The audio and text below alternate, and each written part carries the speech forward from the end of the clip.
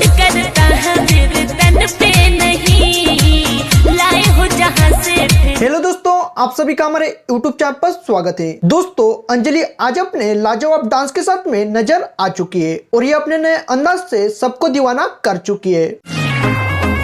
राजा साहब की साड़ी मेरे मन की नहीं। दोस्तों, अंजलि के साथ में शिहाब चौतुर भी सोशल मीडिया पर तेजी से वायरल हो रहा है, जिसने सबको हैरान कर दिया। तो दोस्तों, आज की इस वीडियो में अंजलि के साथ में शिहाब के बारे में बताने वाले हैं। वीडियो बहुत ही ज्यादा इंटरेस्टिंग होने वाली है, इसलिए वीडियो के एंड तक बने रहिए और चैनल पर नए हो तो हमारे चैनल को सब्सक्राइब जरूर करें। अंजलि अपने टैलेंट की वजह से सोशल मीडिया पर पॉपुलर हो चुकी है और अंजलि के डांस को लोगों ने बहुत ज्यादा पसंद किया है। तो दोस्तों, अंजलि के साथ में शिहाब के बारे में जान लेते हैं।